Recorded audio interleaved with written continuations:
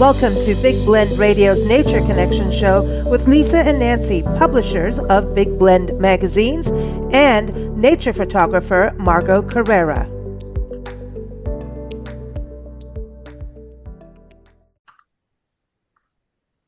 Welcome, everybody. We are excited because the Nature Connection show has expanded from being every fourth Friday to every second Friday and fourth Friday, because we've got a lot to talk about, not only climate change and in the environment, but also talk about endangered species, and then also ways to coexist with nature and connect with nature, obviously, so that we can all live happily ever and in harmony. How about that, Margaret? Does that sound right? It sounds the best, that your word coexist. I like that. Yes, I like that.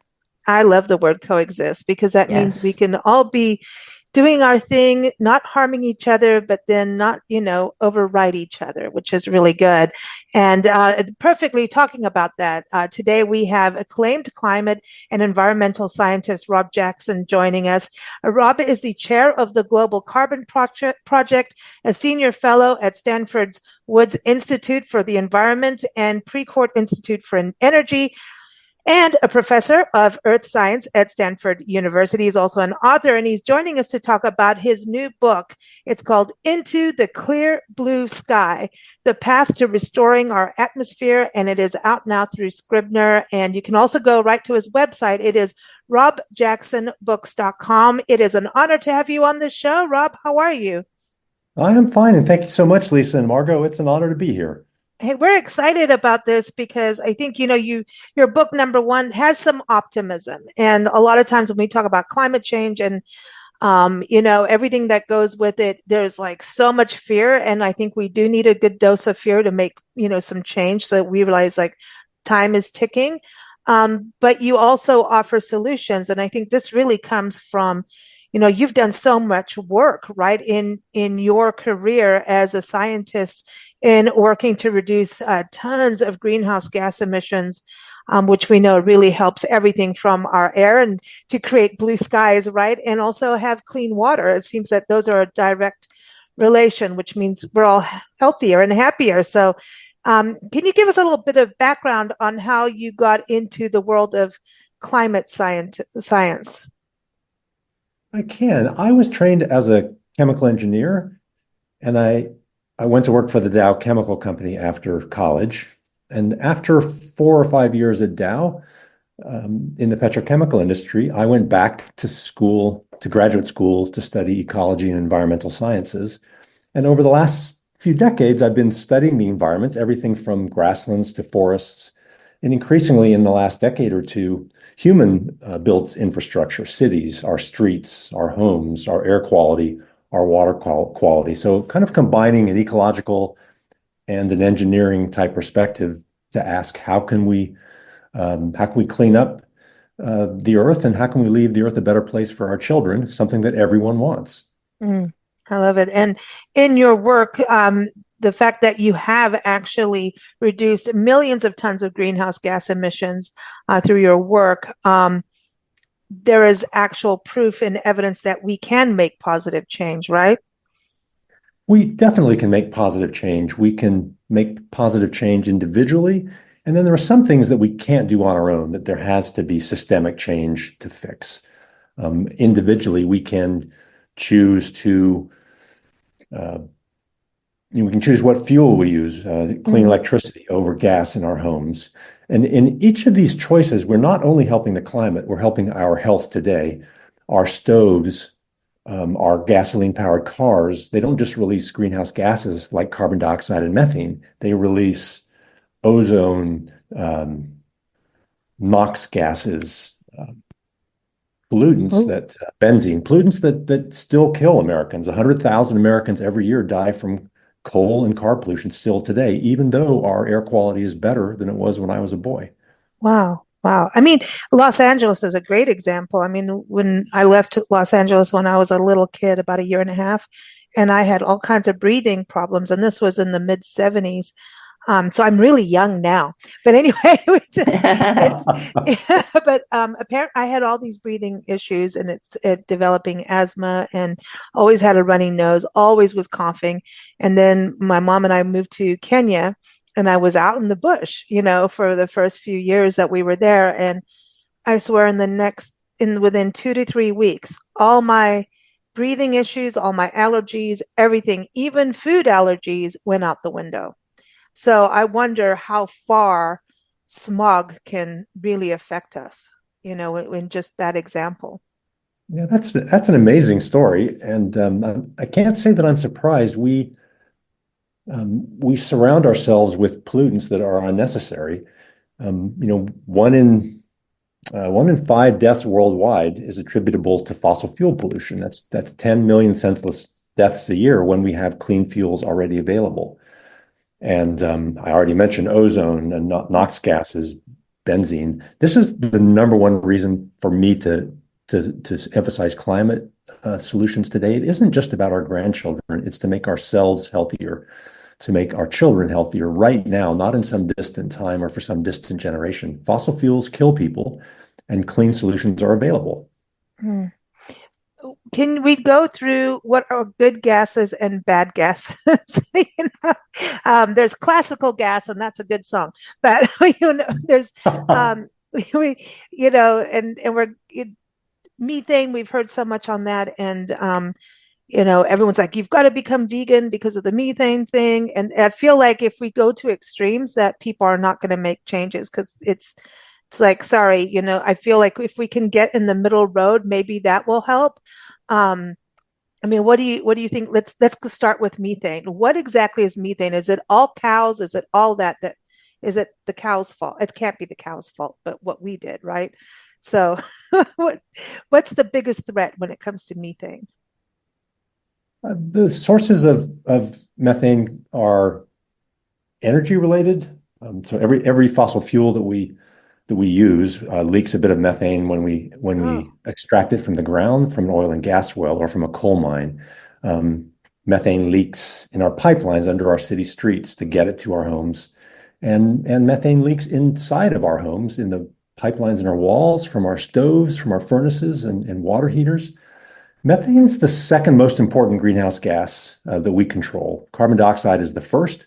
Carbon dioxide's public enemy number one for climate. It's long-lived. It lasts for thousands of years in the atmosphere.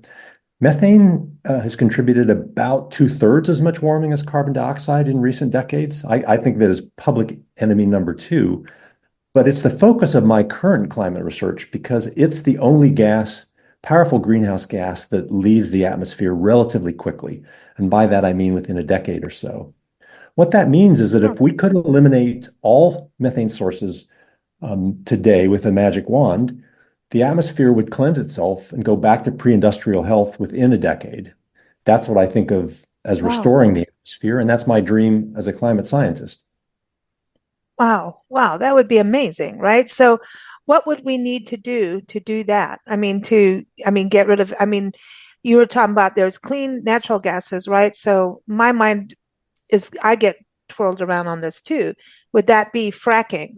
Because that's like at some point they were saying that was natural and clean. And I just think, I see fracking across the country as we travel, and it's outside parks. I've seen um, oil being, drilled out in actual parks, in national wildlife refuges. Seriously, pelicans floating next to an oil derrick. Like, what is this? This cannot be good. So when it comes to natural and clean, is fracking a good thing or a bad thing? In my mind, it's not so much about fracking itself. Fracking is a way of getting oil and gas out of the ground. It's a very effective way. There are issues when it's done badly with water and air pollution. The real issue, though, the core issue in my mind, isn't fracking itself. It's our reliance on oil and gas. The requirement, the need for this oil and gas that makes us drill deeper and farther and ever more aggressively. So it isn't. I think it isn't fracking that's the bad actor. It's the benefits of getting off the addiction to fossil fuels, the oil and gas that we need fracking to get out of the ground now. Okay. Okay, cool. So, all right, we're getting there then. We're getting there and understanding all these things. But so electric cars, that's okay. But then people say that batteries are also part of drilling, right? So what about that? Are those okay or not? Yeah, Just trying to figure out. yeah, it's hard. There is no technology to provide billions of people on Earth with energy that is environmentally free. And Okay. EVs, in my opinion, are much better than gasoline powered cars. But they're not perfectly clean. You still have to find lithium and minerals. You have to, make steel, and you have to build roads. So just as for all climate solutions, we need to think about using less as a starting point, reducing demand for things that harm the earth, and then decarbonizing or cleaning up our manufacturing for those objects. So cars like EVs are I think they'll win eventually, not just because they're better for climate, because they're simply better. They're faster. Um, they emit essentially no air pollution, at least locally. They uh, they have less maintenance costs. I have a chapter in my book on electric motorcycles, and I mentioned that I went to test drive one, and was the Mm, fastest thing I'd ever driven. It was thrilling to drive, and it's a better solution for the climate. mm. So the reason to support things like EVs is the climate, but it's also that if you live in Los Angeles or in a city, if we filled our cities with EVs instead of gasoline powered cars, the air in the cities would be better today. Again, not in some distant generation. That's I have a Better that's a yet, question. Go yeah, ahead, sorry, Margo. better yet, pardon me for going on, would be to walk or bike or take public transport. But if you have to drive, by all means, drive a faster, cheaper, and easier to maintain EV than a 19th century, early 20th century gasoline powered car. Perfect. Margo? Yeah, I along that line is how to power the car. Electric versus hydrogen vehicles. Do you see any difference or anything better in one or the other? I do. I support hydrogen vehicles. I'm sorry, I support EVs over hydrogen vehicles. And let me Okay. explain the difference. I think we think of hydrogen as the champagne of fuels. It's an amazing fuel.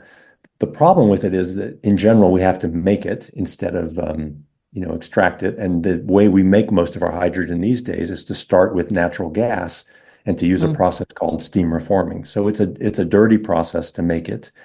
And okay. increasingly in the future, we'll make it with clean power, green power, like linking hydropower to electrolysis. And I cover that in a chapter in my book for the world's first green steel production in Sweden. So I support hydrogen for large industrial sources. If you're a steel maker and you have a blast furnace that requires an oven at 3,000 degrees, Hmm. hydrogen is a great way to replace the coal in that system. But for millions of vehicles in the US or around the world, each of those vehicles will leak hydrogen. Hydrogen is the world's smallest molecule.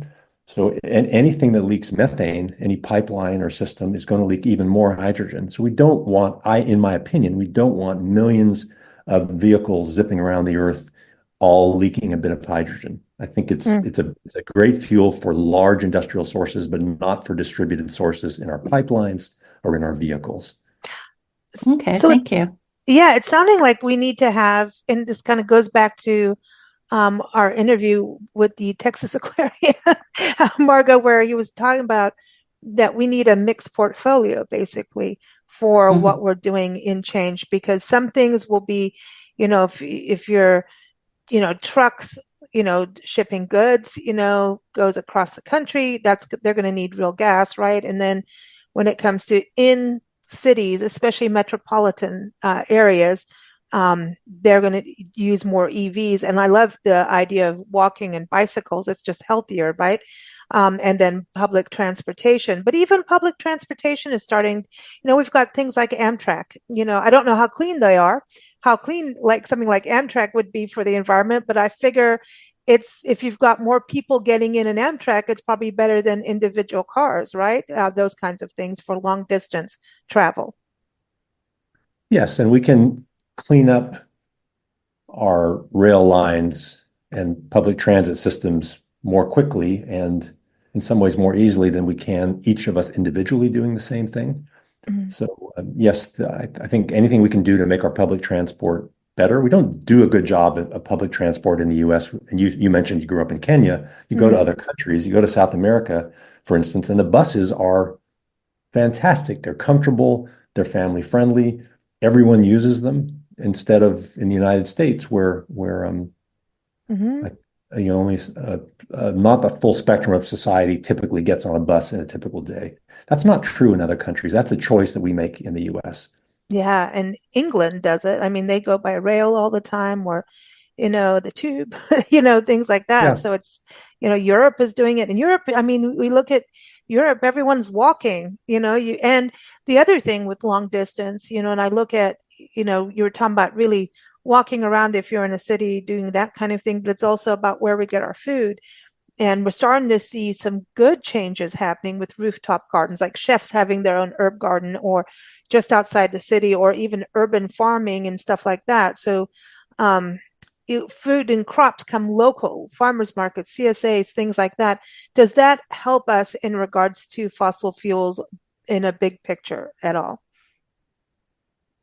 I think local food production is a good idea. I go to our farmers market weekly and participate in a number of activities. I have my own garden and fruit trees. I think we do tend to overemphasize the idea of food miles. We think of an apple coming from New Zealand to the United States, and that sounds terrible. But in the grand scheme of things, that transportation across the oceans on a container ship is a pretty small part of the emissions. So Hmm. locals better, but um, yeah, Okay. sometimes we get a little bit too hung up on the idea of food miles that I think is not always productive. We haven't, if Okay. I may, we haven't talked about agriculture. I've emphasized fossil fuels. And for a gas like methane, agricultural sources outweigh the energy-based sources. So cows, for instance, and their kin belch more methane than the entire oil and gas industry worldwide. We don't think about our food and our Okay. choices, our dietary choices as influencing climate and, of course, our health. And once again, there are benefits in climate solutions for helping the planet and for improving our own health by eating less beef and red meat, eating more plant-based diet, and eating in a way that's healthier for us individually. And I think that was something I was saying at the beginning too, because it's also what we're doing to the topsoil and the land and the waterways, Yes. by overdoing, right? And we've done some interviews over the years with the Reducitarian organization, which I think is pretty cool because I think if we go up to people who eat meat every day or something and say, okay, you've got to stop meat all the way across the board, that's not going to pretty much, the success rate isn't going to be high. But if you start to reduce every day, I mean, we do, shows with Dr. Jackie, who's a cardiologist, and she's like, fill your plate mostly with, fruits, vegetables, and whole grains, you don't need to have the meat being the biggest portion, and we don't need it every single day. So, just even for, I feel like whatever we do that's healthy for us is going to be healthy for the earth, right? Don't you Right. think it's kind of goes hand in hand with that? But when you look at what happens to our air and our waterways, I mean, you can smell it. I mean, traveling the country, I don't care how good your air conditioner is. There's places, I mean, it stinks, and I go, wow. And there's houses and people living right next to these, plants, all the fossil fuels and all of that kind of stuff. And then agriculture, it does stink. Methane stinks. I'm just saying. So I kind of feel like if it stinks, it can't be that good, Rob, right? For us to be living So in. yeah, so literally methane doesn't stink. It doesn't have an odor. Oh, It stinks in our pipelines in our homes because we add sulfur gases to it so that companies add sulfur gases to it so that we can smell it. But when you smell methane driving down a car by a cattle feedlot, you're not smelling methane. You're smelling the urine from the cows and the the manure that builds up. So that just because methane doesn't stink doesn't mean that it doesn't cause problems, though. I have a chapter in my book called Planet of the Cows, and I think it highlights my philosophy on climate solutions. It starts with an interview of Pat Brown, who was the founder of Impossible Foods, Hmm. a plant-based food company, Impossible Burgers and such. And Yeah, Pat's yeah. all about sort of reducing beef consumption, and he wants to put the industrial uh, beef industry out of business. That's sort of his mantra. But taking a Pat Brown approach, we can eat less beef. And as you said, Lisa, it doesn't have to be everyone being a vegan or everyone being a vegetarian. Every meal that we can regularly reduce our beef consumption helps the climate and makes us healthier. Mm. But to contrast reducing demand, we also need to find solutions and new technologies that help us cut emissions for however many, in this case, cows that are left. And I interview a scientist named Ermias Kabreb who studies feed additives for cattle. He grew up in Africa, in Mm. Eritrea. He has a very different view of meat than Pat Brown does. For him, meat is part of their culture, and animals were Hmm. part of their culture. He told the story that the first suit he ever owned for graduation, his uncle went out and sold a goat or a cow to pay for his suit. So he doesn't see a world without cows or trying to end beef consumption. He wants to reduce the emissions from cows and is working on feed additives to do that. So there's, it's not an easy solution, but there are feed additives that can cut emissions from cows 80 or 90%, as Ermias has shown. And the trick is how to get those feed additives to a billion plus cows across the planet. Mm. So for cattle, just like for fossil fuels, use less, reduce demand. That's the first step. And the second step is decarbonize or reduce emissions for whatever animals or infrastructure is left. What about also, as we're tearing up the land for the cattle, right? Because I mean, even in our national forests, they lease out land to cattle grazing and very cheaply. It's like, I think I can't remember what the latest number is, but it's like $2 or $3 a cow a year. And the grazing is, they're not native to these landscapes. In fact, I think most cattle actually come from a different region if you really look at, their global pattern, their footprint, Asia and Africa, definitely, and some parts of Europe. And so when you look at what they're doing to the actual wilderness landscapes and taking in regards to water, at least they're free range, but it's actually not good to the environment because they're not native species. There's wars over wild horses and cattle, which we've covered a lot on shows in the past. Um, but it's kind of it's a sad thing to see what happens with that, because I also believe, doesn't that hurt our waterways? And then when we look at that kind of thing, agriculture, like mass agriculture, then we look at actual, drilling for oil and all of that combined, all of this space takes a toll on the actual habitat. And mining takes a toll on the habitat, and the restoration, I think I mean, I've been to places where they have restored actual quarry sites. So I've seen it happen. I've seen that, it just takes a long time. And I think we need to focus on that. I think you cover that in your book too, don't you? Is actual, putting back the ecosystems that we've destroyed. I do. Yeah, first for cattle, we did have native grazers here, the bison that were abundant. Yeah. So although we didn't have cows here, it's true. There were um, prevalent common grazers that, and some grassland systems in particular, do require some grazing. But the number of cows that we have far outnumbers what would have been here naturally. As Mm-hmm. I mentioned, I think earlier, there are about 1.5 billion cows on Earth because of our need for beef and dairy. So there are more cows than almost any other large mammal, and that's a human decision. And it isn't just about the methane burps.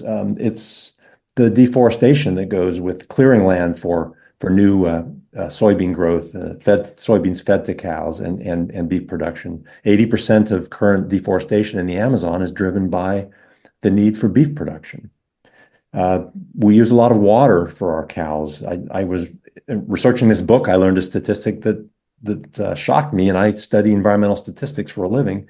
That statistic was that half of all Colorado River water that goes to irrigation irrigates plants fed to cows. So half of all the water that we take out of the Colorado River for irrigation goes to irrigate things like alfalfa that we feed cattle. And we certainly have better things to do with our water than that, more valuable and better for the environment.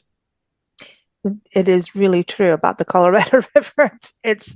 Yeah, and it's a devastating thing what's happening right now with that. And I don't think the damming helped it either, and just when you see what happened with Lake Mead, we were up in that area earlier this year, and Lake Mead is not what Lake Mead used to be at all. And when you see that, there's certain areas that cleaned up the area. Yuma, Arizona did a fantastic job of 49 agencies, including Native American tribes, getting together to restore the lower part of the Colorado River. But the Colorado River is not, like we were talking about earlier, not even getting on a separate show, not even making it to the ocean anymore, which is the function of a river, right? It goes to the ocean. It doesn't make it there. We have so little water in the Colorado River, but the lower Colorado River area was in Yuma, Arizona, just such a great restoration example. And I use it all the time because, again, agencies and different cultures came together to make this one tract clean. And Yuma is a massive agriculture zone, massive. And it is like the winter, vegetable producer crops, and they have citrus, they have lettuce, all of it. And so you've got to look at what was going into the waterway, right? And so they started a lot of invasive species, plant species came from agriculture. And so they cleaned up the invasive species, started to put the natives back, including the cottonwoods. And you can kayak or canoe down the river, and you can tell immediately when you hit the restored zone. All the beaver came back. All these birds that weren't there anymore. They have over 400 birds that make Yuma home in this area, in the wetlands. The pelicans came back, and there's like a certain flycatcher and warbler that is now coming back that went away. The cuckoos are coming back. And so everything is starting to live that coexistent life. They took what was a landfill and turned it into a solar farm. And it's also part of a park, so people can see that, have one of the best playgrounds that are interactive for kids and also accessible. They put in hummingbird gardens with native plants, and it's absolutely amazing. So families can go and recreate there, and at the same time, nature is existing. And I think that is super cool. So it's like, this is this little example. So things like that, we can do that, Rob. Isn't that what we should be doing? Does that help the actual atmosphere? Does it help combat the agriculture a little bit? Those little pockets. It does help, definitely. In fact, let's spend a little bit of time on this idea of restoration or restoring the atmosphere and restoring the earth entirely, which we touched on a bit before, but I think not enough. I mean, I think of my book as a repair manual for the planet. It highlights the people and ideas needed to solve the climate crisis. Maybe a how-to guide for restoring our air and our health as we move from climate despair to climate repair. That's really, really my goal. And I became excited about this idea of restoring the atmosphere when I look around for a couple of reasons. For one reason is that I don't think arbitrary temperature thresholds like 1.5 and 2 degrees C increases are motivating people to change behavior. People don't understand why those numbers are important. They are important, but they're abstract. And I think the idea of restoring the atmosphere is a better motivator. And the Endangered Species Act, for instance, it doesn't stop at saving plants and animals from extinction. It mandates their recovery. So when we see gray whales breaching on the way to Alaska each spring, when we see grizzly bears, in the Yellowstone meadow, bald eagles or peregrine falcons soaring overhead, we celebrate restoration, a life and a planet restored. And our goal for the atmosphere should be the same, to put it back to the way it was and to restore it to pre-industrial health. Yeah, I love that, because even, your book is really like restoring the atmosphere, right? And when you think about what the word atmosphere is, like, when you think about going into a restaurant, you think about what's the atmosphere? Is this a family friendly kind of place? Is it, hoity toity date night? What's it, do you need to put your best shoes on to go in, or is it relaxed? Is it clean? Is it a clean atmosphere? And, we think about like as a vibe, as a feeling. And atmosphere has a feeling, and I think that's something that we emotionally can connect to, is that word atmosphere, and restoring it so that we feel healthy and happy. That's kind of what I got from going through your book, and just even the title. Look, the blue sky is so exciting when we see a beautiful blue sky. There's something energetically that changes with us, right? When it's clean, it's fresh, after good rain and everything's restored and clean, you get this happy atmosphere, thriving instead of surviving and trying to survive. So, that's why I love that, the optimism and we can do it and we don't have to die doing it. Yeah. Because I feel. I remember when I moved, sorry for jumping in. I remember when I moved to Los Angeles for my first full-time job after college. I lived there for a year or so, and one day in the winter, a storm blew through, and it cleared out all the air, and there was snow on the San Gabriel Mountains and the mountains surrounding the city. And I walked out of my apartment and I thought, oh my gosh, this place is beautiful, but you never see this because of the smog that fills the air from our cars primarily. So I love what you said, Lisa. The idea of clearing the air in blue skies is a visual way of feeling healthier about ourselves. COVID did this too, right? When we stopped driving our cars because of COVID, no one wants that or would wish that to return. But the air in cities like Los Angeles instantly got better. We did the kind of experiment that they would never let scientists like me do, which is to tell people, just stay home and don't drive your cars for a while and let's see what happens. COVID did that. And the evidence was clear that our fossil fuel use is polluting our air and ultimately still killing too many of us. Because we still were traveling during COVID, and obviously we had lockdown period, and then we were pretty much alone on the road in the country and in parks. I can't even tell you how many parks we documented during COVID, and there was very few people around, and then all of a sudden everyone was there.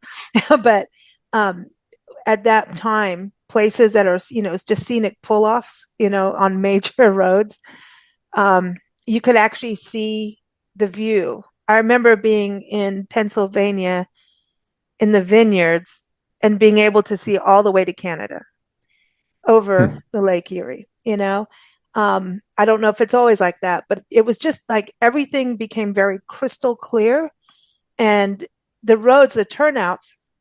And Margaret, I'm sorry, I know I've mentioned this before, but it was mind blowing to me.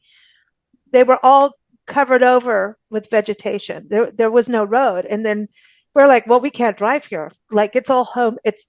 The plants are happy. We don't want to drive over the plants. It's like, keep off the grass, man. I was like, don't drive over it. But everything was grown over, and you went in parks, and it was just so peaceful and quiet. We were really spoiled doing that. And I mean, the facilities and everything were all closed off and everything, but there was just this moment of, you could feel that the earth was happy, not necessarily with COVID. We weren't all happy about that, but you could feel that restoration. You could feel the change, and just, it felt really clean.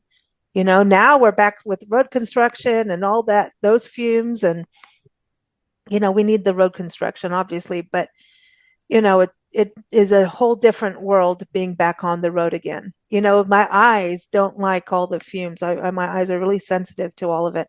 And I don't remember having eyes that were, watering or itchy or anything during COVID. But now they're back. So, there's just weird things that your body tells you that this isn't healthy anymore. So I feel like that's part of it. When we think about the atmosphere sometimes, in science, it feels so far away, yet at the same time, the atmosphere is exactly what's all around us, right? It's right there. It's not this far away thing. I remember in South Africa, being close to when we lived there, and it was, we were all freaked out about what was going on in Australia, the hole in the ozone. And that we fix part of that? Didn't we as society come together for the ozone layer? So if we could do that, isn't that something we could be doing now? We did. The ozone hole in the Montreal Protocol to protect the ozone layer, in my view, is the most successful environmental agreement that's ever been forged.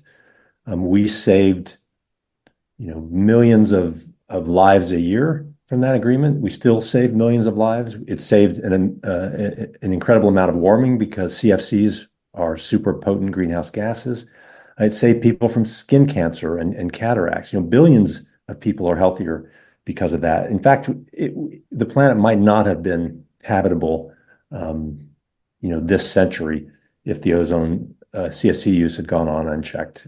It's a terrific success story. It's a model for climate change, but it has some substantial differences. We were able to substitute one family of chemicals for another to solve the problem. And I think it's important to point out that the same companies that made the original chemicals were able to produce the new chemicals. So there wasn't this dynamic of one set of companies being put out of business potentially by a change in technology. The same companies were able to benefit from producing the new chemicals and make money from them. So there wasn't the opposition to change that we have today from the fossil fuel industry. That's interesting, isn't it? That we can morph and change, you know? Yeah. And the fossil fuel industry can change up a little bit too. I mean, it could go into solar, couldn't it? You know? Yeah, it could. And I profile some companies in my book. It's important to keep the good examples front and center. I talk with students. I like to say that optimism is a muscle that we need to exercise. And the Hmm. first homework assignment I give them every class is to go home and research things that are better today than they were 50 years ago. And that list is long. It's life expectancy, it's global poverty, it's better air and water quality.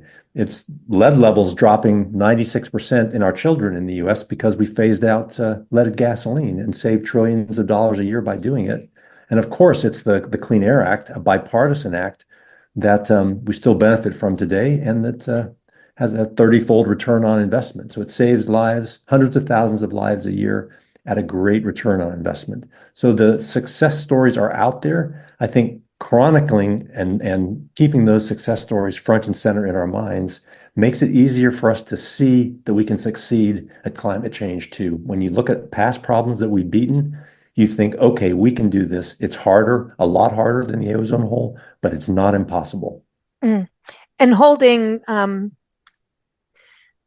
our leadership, holding them accountable too, and pushing them, like, voting and going to town hall meetings all the way up to the top, right? I think that's something that we can get, we look at politics today and everyone's arguing and upset and all of that. But like you're saying, if we keep the success stories, I mean, I look back, I mean, Nixon signed in the EPA, so come on, and the Wild Horse Preservation Act.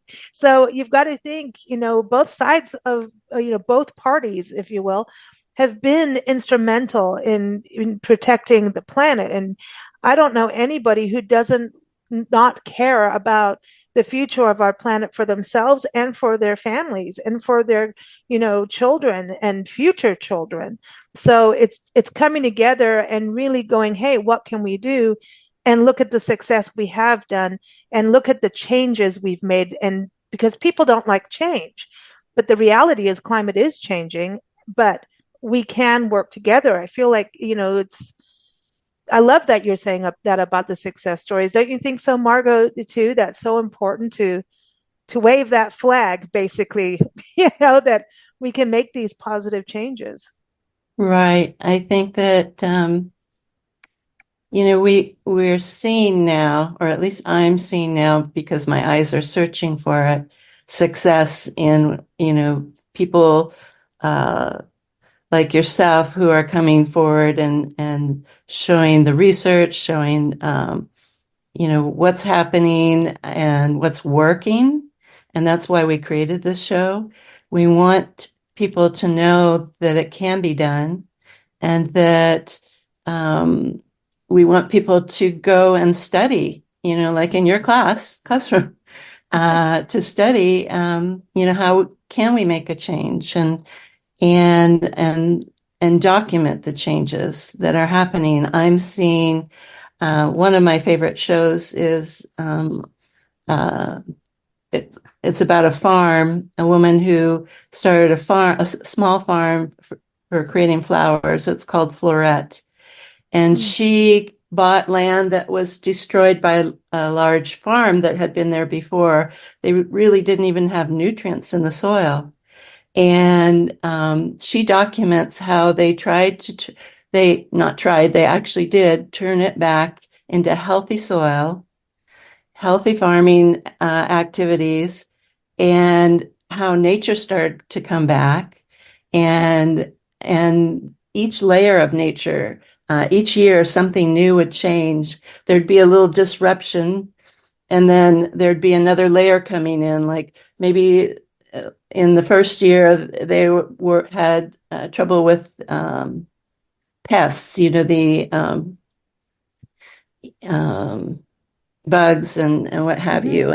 And the next year the birds came back because they had planted a lot more trees, and they had so it's like step by step we can bring this environment back, and we can go by what you've presented in your book, how we can assist the atmosphere.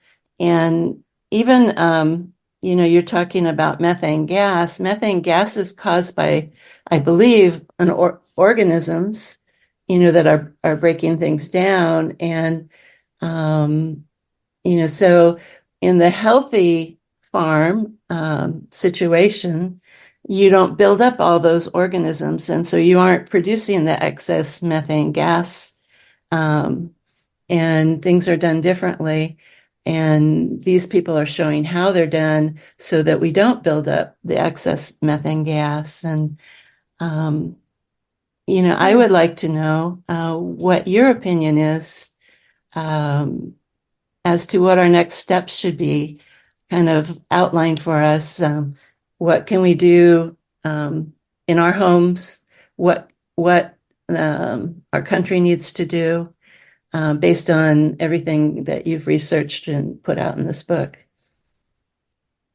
Yeah, thanks for the question. We started to touch on this earlier, but I like to think of the answer in what we can do individually, and then what we need to do at a bigger picture sense societally.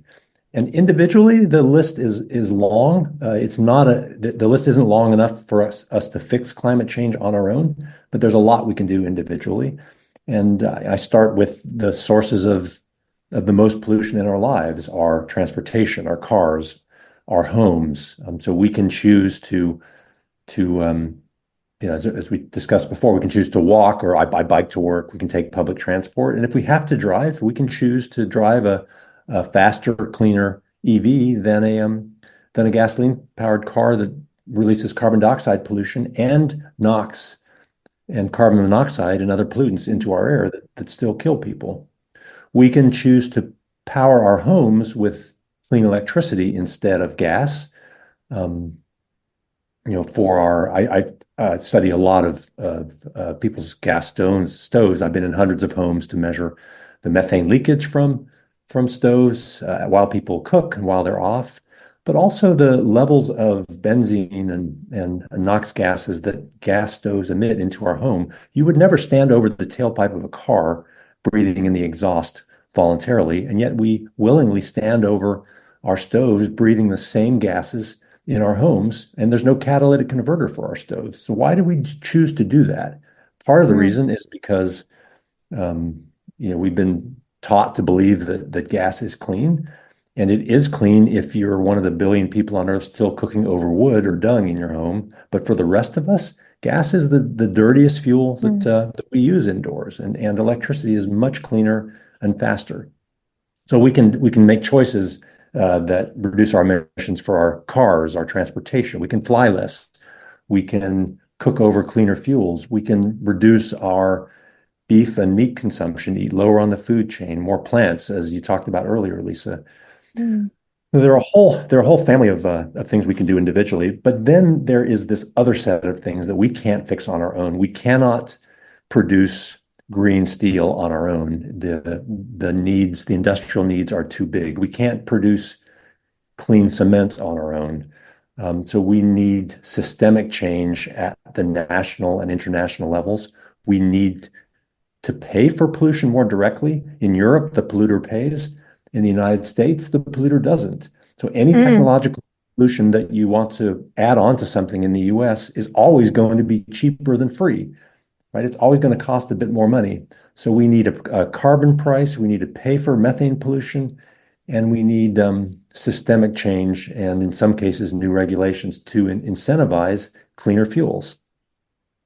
Oh, see that it goes to that national, international level because it needs to, that's where I always feel like we have our individual changes, but that we have to, how do we as like society get that national and international change to happen other than really going to our constituent, going to our parties, going to our politicians, no matter who our leadership is, right? Don't we have to write letters and just keep knocking on their door? That's, for that kind of change. I think we do. I think that's the most important thing. And you brought this up before, that the voting and being active, voting for the environment, voting for clean air and clean water is as important, maybe even more important than the individual choices we make to reduce our own emissions. And I loved what you said earlier, Lisa. You were talking about Nixon, who doesn't have the best environmental reputation or reputation of any kind, but he, founded the EPA under his administration, initiated some clean air and clean water bills. One of my biggest regrets is the polarization and how political the environment has become. Ronald Reagan signed the Montreal Protocol for the ozone hole. That's right, he did. You're George right. Yeah. George H.W. Bush signed the UN Framework Convention on Climate Change. So it wasn't always a one-party pro-environment, perceived one-party negative environment that many people feel like we are today. The Republican Party was a party that supported environmental legislation, and I wish we could get back to that place where the environment wasn't a one-party issue. Yeah, because it's not going to survive that way. It can't, because again, aren't we unified in that we want clean air, clean water, fresh water? We want, a positive future for our youth and for ourselves, I think we can unify on that. And if we look at that, I mean, there were studies done about our national park system, about the, popularity and need for them, to have those protected areas for wilderness and recreation. And both parties came back, with, the 100% mark. We were unified in that. So, historically we have been, and, this polarization, this whole thing it's not helping anything. And so that's why we don't belong to a party unless there's champagne involved. But honestly, well, yeah, and it's true, but it is about issues. And so it's, even if we get someone in as president that is not your choice, it doesn't mean you stop, fighting for the environment, no matter who it is. Is to put the squeeze on them, be the squeaky wheel, but you don't need oil on it. So, yeah, no, very good. Rob, thank you so much for your time and for writing the book. And one thing is, the other thing I want people to know, Into the Clear Blue Sky, The Path to Restoring Our Atmosphere. Rob may be a scientist, but it is a interesting read, and we can all do it. It's not a bunch of numbers that are going to freak us out. Yes, the evidence is there, right, Rob? We can enjoy your book. No, I think that's right. I hope that it's accessible. I didn't write this book for for a scientific or an academic audience. I wrote it and told the stories in the book because I think everyone wants to see the world be better, that we all want to leave the world a better place for our kids. And I think every person, regardless of political party, believes that they're working to improve the world. And we just need to funnel or channel that energy towards cleaning up our air and fixing the climate problem and making ourselves healthy today. So yes, please do read the book. I think you'll enjoy it. And thank you so much for having me, Lisa and Margot. Thank you. Thank you Thank so much, you. everyone. RobJacksonBooks.com is the website, and the links in the episode notes. As always, you can also link over to Margot Carrera as well from there and have a look at her beautiful photography and all her gifts from that. You can wrap yourself in nature, literally. Thank you so much, Margot. Thank you, Rob. Everyone, take care, and let's do something for our planet today. Thank you for listening to Big Blend Radio's Nature Connection show. Follow us at bigblendradio.com and keep up with Margot at margotcarrera.etsy.com.